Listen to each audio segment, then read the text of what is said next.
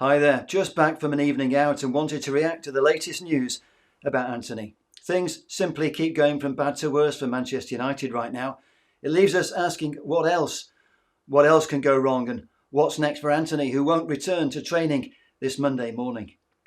Well, first and foremost, I've got to say full credit to Antony for tackling this head on. In a statement released by Antony on Sunday, he said, "I have agreed with Manchester United to take a period of absence while I address the allegations made against me. This was a mutual decision to avoid distraction to my teammates and unnecessary controversy for the club." For once, this is a smart move by the player, with support from the football club, who've made a similar statement. It gives everyone a chance to assess the situation. The situation accelerated when Antony was dropped from the Brazil national squad following renewed allegations of physical abuse by Antony made by his former partner. It also gives Antony a chance to focus on his defence because, as the player adds in his statement, "I want to reiterate my innocence of the things I have been accused of, and I will fully cooperate with the police to help them reach the truth. I look forward to returning to play as soon as possible." It's ironic that Antony was partly brought in to replace Mason Greenwood, but unlike the Greenwood case, there is no damning video evidence in the public domain, and so far no charges made by police in Brazil or in Manchester, where a parallel investigation is taking place. It must be stressed, Antony is not suspended, he's merely been given a leave of absence, time off to try to clear his name.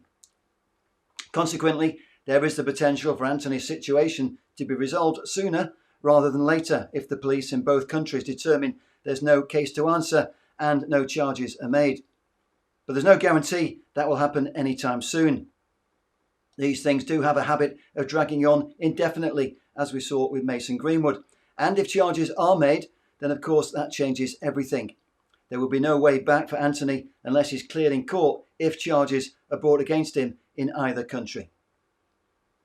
Without making any comment about Antony's innocence or otherwise, that's for the legal process to determine. I'd just like to say I have listened to Antony publicly proclaim his innocence in an emotional TV broadcast. And Antony has every right to do everything possible to clear his name. I'd like to spend the rest of this video talking about what this means for Erik ten Hag and his team. True enough, Antony has not found any level of consistency since his arrival for £85 million last summer. And clearly United overpaid for the player, although he does have great potential and has produced occasional flashes of brilliance for Manchester United. Personally, I thought he looked like he was working hard to be a team player in our last match against Arsenal. There are critics who will always call out any £85 million player when he's not winning the match for us, but I saw good signs that Antony was working hard to combine tracking back with his flamboyant artistry and attacking flair going forward. If his absence is short-term rather than season-long, I'm optimistic that Antony can still become a valuable team player this season. Meantime, it's ironic that Sancho has jeopardised his chance to take Antony's place with his ill-advised fallout with the manager. It's going to take a lot of apologising and a big change of attitude by Sancho to undo the damage he's done to his United career and team unity. Whether or not Erik ten Hag wants to give Sancho another chance, we'll have to wait and see.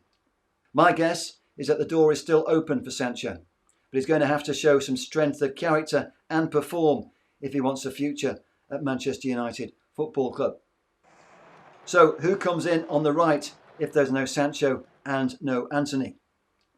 Well, we've still got to find a role for Mason Mount, who as it happens was given the number 7 shirt. And it's quite possible Mount could fill that space on the right when he's fit again. In view of the big money spent on Mount and Ten Hag's pursuit of the player, that does seem like a big possibility. One thing Ten Hag does have is options, with academy graduates literally waiting in the wings. Alejandro Garnacho, of course, has already had plenty of minutes out on the left and could be played on the right wing, but I do hope Ten Hag resists switching Marcus Rashford to the right to accommodate Garnacho on the left, because it's clear to us all that Marcus is a totally different player when he's used in his favourite position.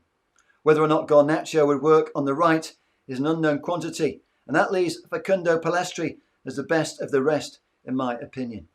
As we saw on tour, Ten Hag does rate our Uruguayan international. What may work in Pellistri's favour is how he could be a great provider for our new striker Rasmus Højlund. Pellistri is more of a traditional wide man than United's other options, and is very much at home out on the right wing. The wingers all the time, he asks us to go behind, to try to dribble and create space, so that we can play all the time near the goal. So that for us, for the wingers and for the attacking players, is much more better, because you can get the ball closer to the box. So that makes Pellistri a good bet to be given the chance he's been waiting for. The 21-year-old has impressed whenever he's been given minutes by Erik ten Hag in the past, and he had plenty of game time out on the tour in America. He's already an experienced player playing regular football for his national team.